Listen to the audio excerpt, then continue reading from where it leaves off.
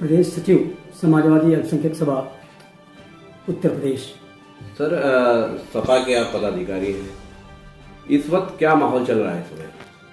देखिए, पूरे मुल्क में चूँकि जमहूरियत का सबसे बड़ा ये मेला है और बिल्कुल सियासत के मैदान में लड़ाइयाँ आमने सामने हैं। हमारी लड़ाई उस पार्टी से है जिसने हाथरस की बेटी को आज तक भी न्याय नहीं दिया।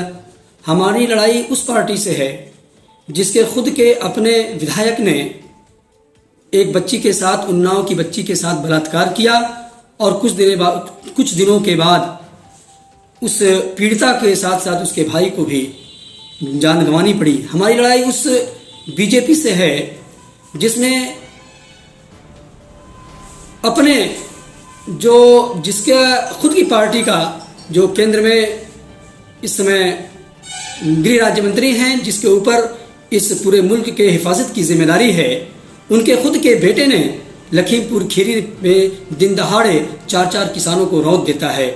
तो हमारी लड़ाई ऐसे पार्टी से है और हम ज़्यादा कुछ नहीं कहेंगे, केवल यही कहेंगे कि वो झूठ बोले तो सच्चाई नज़र आती है, उसके जुल्मों में भी मसीहाई नज़र आती है।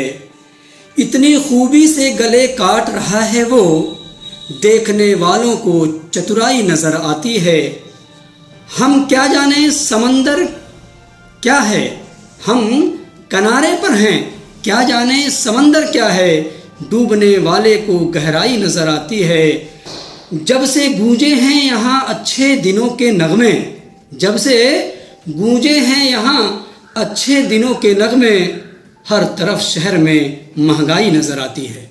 क्या लगता है कि 2022 के चुनाव में सपा सरकार अपनी सरकार बना पाएगी? हाँ, बिल्कुल, हमारी सरकार बनने जा रही है और एक बहुत प्रचंड बहुमत से हमारी सरकार बनने जा रही है। और हम आपको यकीन दिलाना चाहते हैं कि हमारी जो अक़लियत है उसमें 90% से ज़्यादा इस बार अक़लियत हिंदुस्तान की आज़ादी के बाद अगर किसी पार्टी के साथ जुड़ा है तो वो 2022 के रियासती चुनाव में है।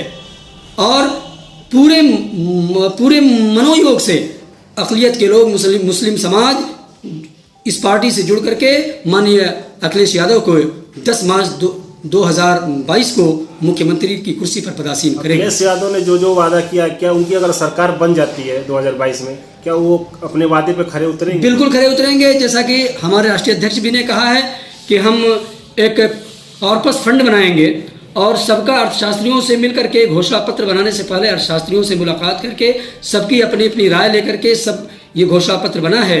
और जो चुनावी मंशूर हमारा है, घोषणा पत्र है, वो उसकी हर बातों पर हम लोग अमल करने का काम करेंगे। और वो अक्षरशः, आप जखनिया विधानसभा से आते हैं, जखनिया विधानसभा सीट से गठबंधन के प्रत्याशी बेदीराम हैं, क्या लगता है इस बार किससे मुकाबला होगा? देखिए, मुकाबला तो यहाँ पर किसी से नहीं है, लेकिन प्रांतीय स्तर पे हमारा मुकाबला बीजेपी से है और फिर भी हम एक प्रचंड बहुमत से सरकार बनाने जा रहे हैं। जखनिया में किसी को चुनौती आप मानते हैं?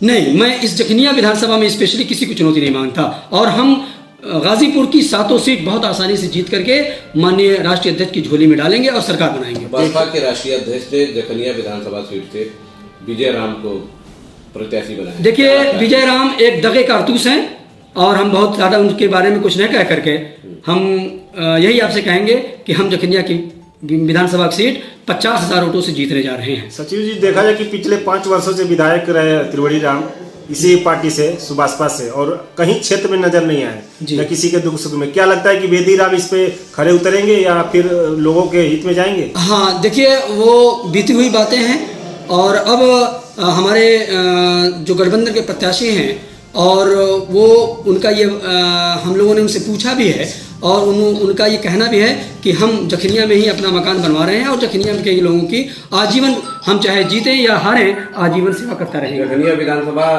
क्षेत्र में नाली, सड़क बेहद दयनीय है। हाँ, कोई भी प्रत्याशी आए, जीत कर गए, मगर किसी ने विकास नहीं किया।